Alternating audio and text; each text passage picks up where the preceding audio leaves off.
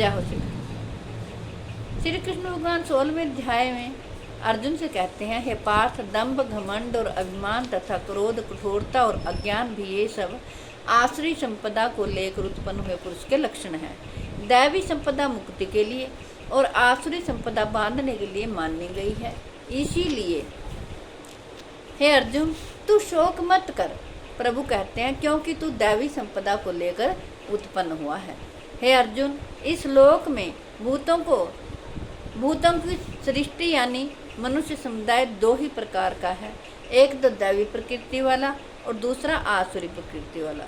उनमें से दैवी प्रकृति वाला तो विस्तार पूर्वक कहा गया है। अब तो आसुरी प्रकृति वाले मनुष्य समुदाय को भी विस्तार पूर्वक मुझसे सुन। आसुर स्वभाव वाले मनुष्य प्रवृत्ति और निवृत्ति इन दोनों को नहीं जानते हैं, इसलिए उनमें ना तो बाहर भीतर की शुद्धि है, ना श्रेष्ठ आचरण है और ना सत्य भाषण ही है। वे आसुरी प्रकृति वाले मनुष्य कहा करते हैं कि जगत आश्रय रहित, सर्वथा असत्य और बिना ईश्वर के अपने आप ही केवल स्त्री पुरुष के संयोग से उत्पन्न है। अतएव केवल काम ही इसका कारण है, इसके सिवा और क्या है। इस मिथ्या ज्ञान को अवलंबन करके जिनका स्वभाव नष्ट हो गया है तथा जिनकी बुद्धि मंद है, वे सबका अपकार करने वाले क्रूर कर्मी मनुष्य केवल जगत के नाश के लिए ही समर्थ होते हैं।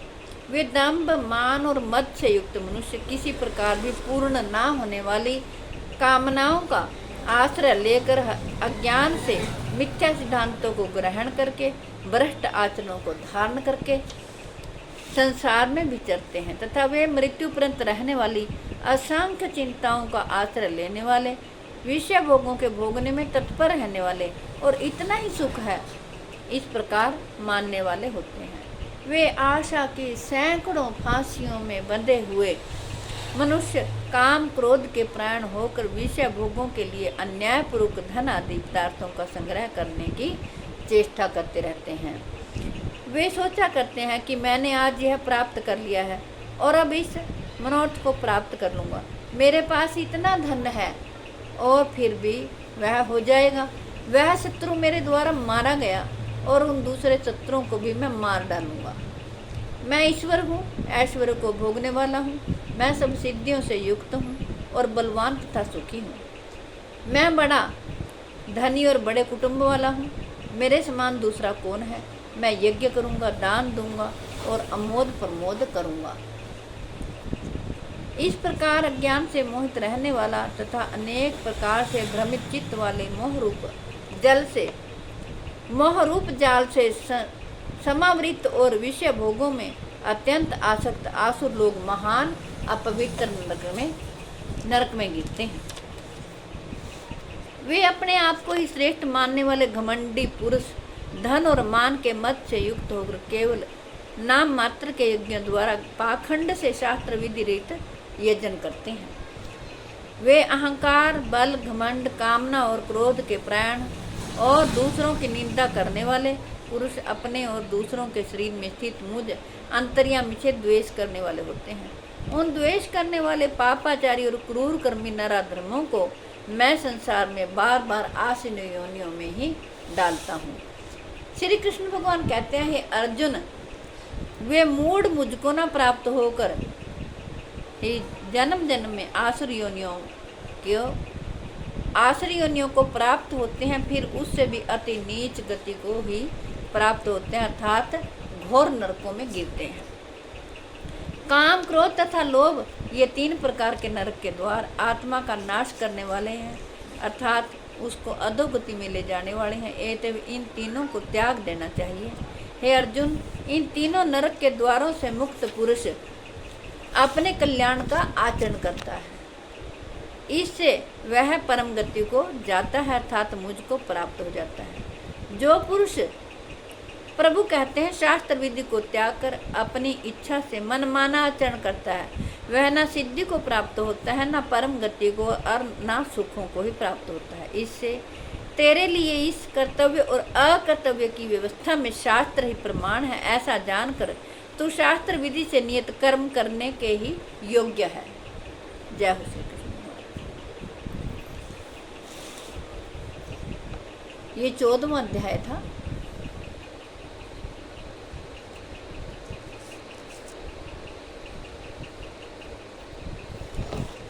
जय हो श्री कृष्ण। आपसे प्रार्थना है कि आप ज़रूर भगवत गीता जी का पाठ सुना करें और सब कुछ प्रभु के अर्पण कर दें। इसमें भगवान ने आसुर स्वभाव वाले और सत्व गुण वाले 2 तरह के पुरुष बताए हैं और उनमें अंतर भी बताया है कि कैसे अपने आप को ईश्वर मानते हैं, किसी की बात नहीं मानते हैं। वो लोग जो कहते हैं कि आज मैंने फलां बंदे को मार दिया है, कल वो मार दूंगा, मैं ही ईश्वर हूँ, मैं ही भोगने वाला हूँ, मैं ही अच्छे काम करने वाला हूँ, मैं ही यज्ञ करूँगा, दान दूंगा। ये अहंकार में मनुष्य लोग कहते हैं और किसी की नहीं मानते हैं। प्रभु ने उसका विस्तार पूर्वक वर्णन किया है और अर्जुन से कहा है, तू तो दैवी संपदा को लेकर उत्पन्न हुआ है। देवता का ही अंश थे वो 5 पांडव और प्रभु उनको समझा रहे हैं कि तू शोक मत कर, तू सब कुछ मुझ पे छोड़ दे और मेरा ध्यान कर, हर समय मेरा सिमरण कर, इससे तो मुझे ही प्राप्त होगा। हमें भगवान की शरण में जाना चाहिए। अच्छा क्या बुरा क्या ये तो प्रभु जानते हैं, हमें तो केवल उनकी शरण में जाना चाहिए। जब एक बार भगवान को डोरी छोड़ देंगे, अपने कामों की, जीवन की, कर्म करो और उसकी फल की इच्छा मत करो। भगवान ने कहा है कि कर्म करो, फल की इच्छा मत करो और कर्म भी अच्छे करो, बुरे कर्म मत करो। प्रभु ने कहा है किसी को किसी प्रकार भी तंग नहीं करना चाहिए, किसी को सताना नहीं चाहिए, मन वाणी और कर्म से किसी का अहित नहीं करना चाहिए। हम सारा दिन क्या करते हैं, ये तो हमें विचारना चाहिए कि हम क्या कर रहे हैं, किस किस का हम अपनी वाणी से दिल दुखी करते हैं। और आजकल तो सभी बड़ों की बात नहीं मानते हैं कोई भी। बच्चों को भी यही शिक्षा दी जाती है। अगर मैं तो यही कहती हूँ कि अगर आप अपने जीवन में सत्य को धारण करें, भगवत गीता जी का पाठ करें, अच्छे अच्छे कितने ग्रंथ बनाए हैं प्रभु ने, हमारे लिए ही रचना की है, तो हमें उनको पढ़ना चाहिए। भागवत पुराण भी पढ़ना चाहिए, भगवत गीता जी भी पढ़ना चाहिए। तभी हम जान पाएंगे कि अच्छा क्या है, बुरा क्या है और क्या करने योग्य कर्म है, क्या ना करने योग्य कर्म है, इसका नतीजा क्या होता है। हमें उस प्रभु की शरण में जाना चाहिए और अपने बड़ों का आदर करना चाहिए। बड़ों को भी बच्चों के साथ तालमेल बिठा कर चलना चाहिए। ये नहीं कि थोड़ा सा बच्चा कहना ना माने तो उसको कह दें कि हम तो तुम्हें बेदखल करते हैं। ये नफ़रतें एक पीढ़ी से दूसरी पीढ़ी के बीच में नहीं होनी चाहिए। क्या लेके जाना है यहाँ से, सारा कुछ यहीं तो छोड़ जाना है, सब कुछ यहीं धरा रह जाएगा। हमें तो अच्छे नेक कर्म करने चाहिए, अपने बच्चों को भी अच्छे नेक कर्म करने की सलाह देनी चाहिए। जैसे कोई जन्मदिन हो बच्चे का, पार्टियां करने की बजाय कितना खाना बर्बाद जाता है। बच्चे को सिखाएं, उससे अच्छे कर्म करवाएं, अच्छा खाना बनाकर किसी गरीब बच्चों में बांटना चाहिए। उनकी दुआएं लगेंगी आपको। जानवरों को पानी रखें, घास रखें, चारा रखें और दाना डालें पंछियों को, जिससे वो तड़पते हुए, परेशान होते हुए, गर्मी के मारे जब वो दाना चुगेंगे और पानी पिएंगे तो आपको बहुत आशीर्वाद देंगे और आपको बहुत शांति अनुभव होगी। इसलिए अपने बच्चों से भी नेक कर्म करवाएं, आप भी नेक कर्म करें। भगवत गीता जी में प्रभु ने सारा कुछ खोल के बताया है। आपकी सुविधा के लिए ही मैंने हिंदी में इसका अनुवाद करके बताया है, क्योंकि संस्कृत के गुरु श्लोकों का अर्थ कई बार हमें समझ में नहीं आता है। इसीलिए मैंने हिंदी में विश्व के कल्याण के लिए, जगत के कल्याण के लिए बताया है। घोर कलयुग का समय आ गया है।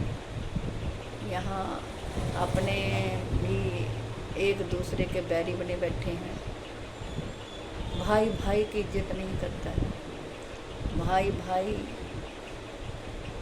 से बहुत ज़्यादा दुश्मनी करने लग जाता है। एक ही माँ के पेट से पैदा हुए बच्चे कैसे एक दूसरे के अगेंस्ट खड़े हो जाते हैं, मुकदमे चल जाते हैं और कुछ भी नहीं रहता। कोई उनको ये ज्ञान नहीं रहता कि हमारी रगों में एक ही माँ का खून बह रहा है। हम ऐसे ना करें, प्रेम से रहें। हमें ये बात विचारनी चाहिए। और हमारे देश में तरह तरह की जातियाँ, तरह तरह के लोग हैं, सभी को प्रेम से रहना चाहिए। हम इस देश में प्रेम से रहें, भाईचारे से रहें, एक दूसरे के द्वेष भावना, ईर्ष्या भावना ना रखें। यही मैं आपसे हाथ जोड़कर प्रार्थना करती हूँ। हमारे धर्म यही सिखाते हैं हम कि एक दूसरे की मुसीबत में सहायता करें और मिलजुल कर रहें। जय हो। राधे राधे। मिलती हूँ अगली वीडियो।